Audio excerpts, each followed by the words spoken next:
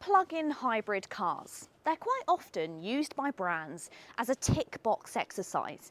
It's a chance to offer company car drivers a cheaper car which just has the benefit of a battery. But we know a lot of the time people buy them for that lower bit rate and they never actually charge them, so they're just carrying around a heavy vehicle. And most plug-in hybrids have a range which can just about cover the average daily commute, but anything above and beyond that just isn't usable. But there is a brand who's always taken plug-in hybrid very seriously, and now more than ever before, and that's Volkswagen. This is the Volkswagen GTE, a sporty twist on the plug-in hybrid Golf with an all-electric range of 81 miles. Hi guys, I'm Tish and welcome back to my channel Auto Social UK. In today's video we're going to be taking a look at the Golf GTE and I'm going to tell you everything there is to know about this plug-in hybrid performance car. So if that sounds good, then please keep watching. And if you like new car reviews and car content, then go ahead and hit the subscribe button. Now you see, the Golf GTE plays quite a large part when it comes to my journey with Volkswagen. When I worked for the brand around 5 years ago, we literally could not buy these cars quick enough to people wanting to buy them because you get a sporty but practical Golf with a really usable electric range. So first of all, let's start by talking about design. The Golf in its latest generation is personally one of my favourite designs, and it comes with a much sleeker design than some other previous generations. You've got quite a low slooping bonnet, and you've also got quite a wide grille at the bottom there.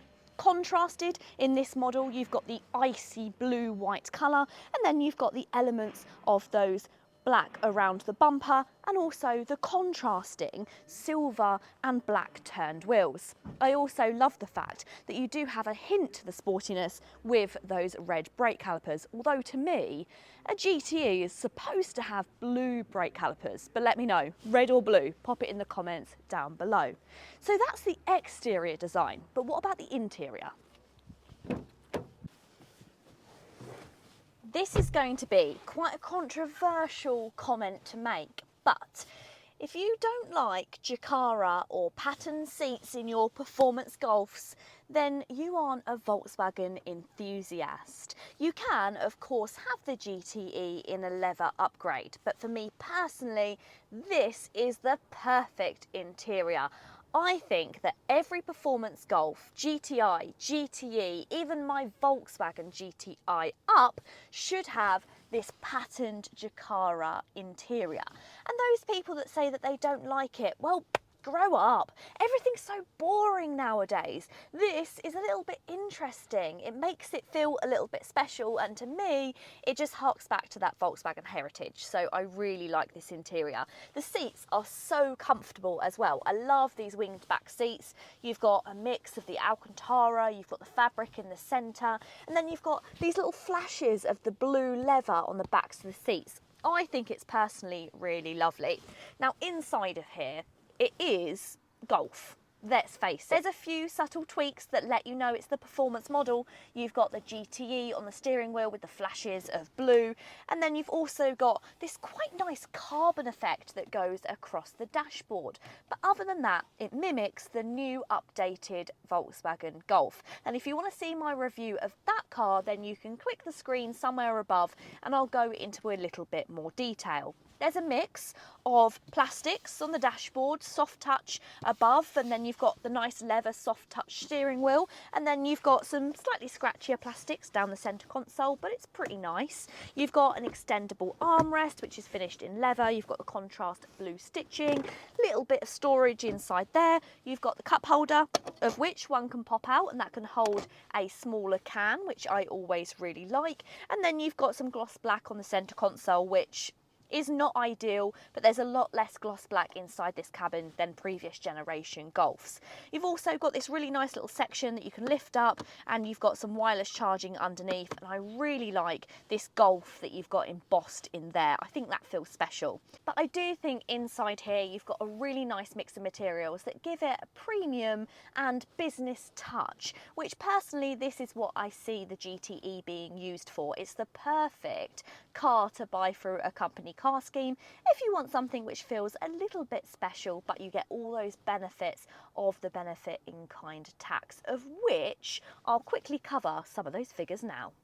And of course, I've focused a lot on the all-electric range of 81 miles, but there is a petrol engine which is featured here too, of course, and together the Volkswagen Golf GTE is capable of an incredible looking 235.4 miles per gallon, thanks to the plug-in hybrid system, although I'm really not a fan of those crazy figures.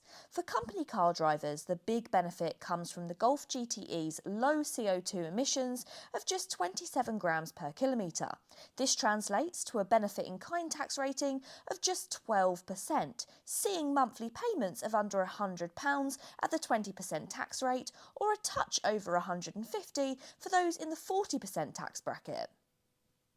So there's some big savings to be had, not only on your company car tax, but if you do have the luxury of charging at home, those 81 miles are going to get through quite a lot of your weekly commute. But it's the charging which is also super impressive when it comes to the GTE. The latest generation of Volkswagen products have a new charging infrastructure, which means that it can accept up to 50 kilowatts. It runs at 11 kilowatts on your usual home charger, which means you can top up power pretty quickly. But if you want to top up those 81 whilst on the go, something which really most plug-in hybrid owners don't tend to do, you can do that using a 50 kilowatt charger, and that means you can get around 20 to 80% charge in under an hour, which I think makes it very usable. But we've spoken about all of those hybrid benefits and how that can save you on company car tax, but is it good to drive? Well, I think it's about time I jumped in the driver's seat and took it for a spin.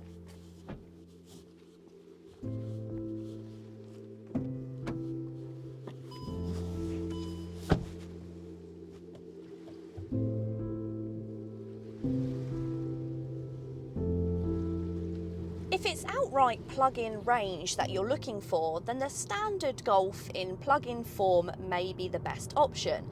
That gets a whopping 88 miles or 100 kilometres of fully electric range, and I'm currently in Germany and the battery's showing 56% and 57 kilometres of range, so that's pretty spot on actually, and I've been driving it for a little while and it hasn't seemed to deplete quicker than I expected it to.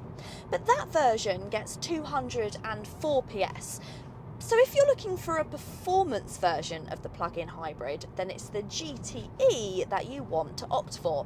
This gets closer to 300 PS, and actually the trade-off is only those 7 miles. This car has a predicted WLTP range of 81 miles of fully electric, which I still think is really impressive. And it means you get a car which is very, very diverse. It's good at wearing all hats. It can be a family car, it can drive to work and back multiple times on fully electric, saving you money. But if you want to have a little bit of fun, it can do that as well. Now, don't get me wrong, it's not quite the performance that you get from a GTI or an R, and it doesn't have the sound to back it up like you get in those models. But it is a very enjoyable car to drive. The steering, in my opinion, could be just a touch lighter, but it's very engaging. And as always, it's just got that Golf factor, which means that it's predictable and reliable. The steering feels very, very encouraging. You trust the car, and everywhere you point it, it's very direct. It's good in the corners.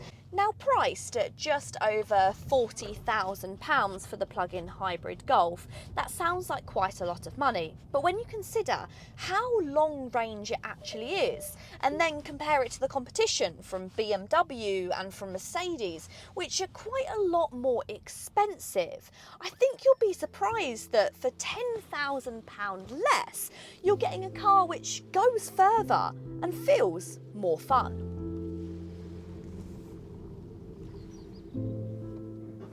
So the Volkswagen Golf GTE can do all the fun stuff, but it needs to do the everyday stuff as well. It needs to be able to carry passengers in comfort and also have plenty of space for all of their stuff in the boot, something that a Golf has always been well known for. But is that the same in the GTE? Let's check it out.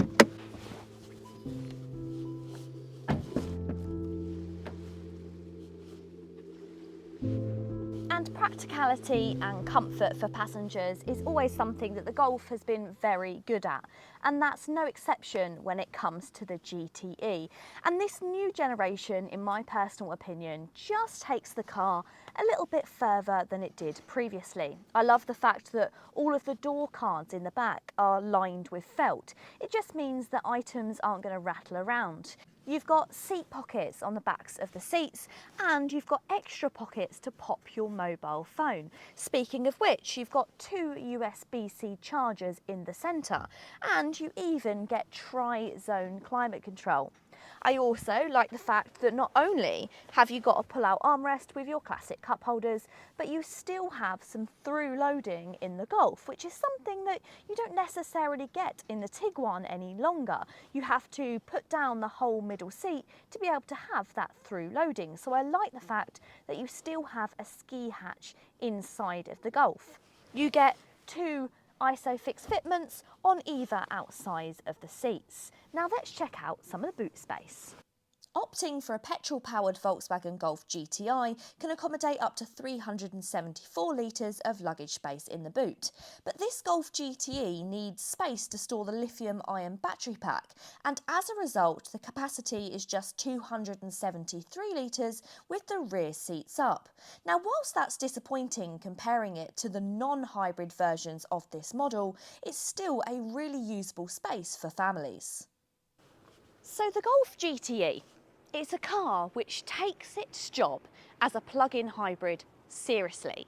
This latest generation car with up to 81 miles means that you can actually use this car as either an electric or as a petrol hybrid, because ultimately lots of people don't run their hybrids as hybrids. They just run around in a very heavy, very expensive petrol car. But having that usable 81 miles means that most people could actually cover a weekly commute on the electric range of the GTE. I also love the styling tweaks, and to me personally, I'm glad that they've kept all of those little elements which make Volkswagen so special when it comes to their performance models.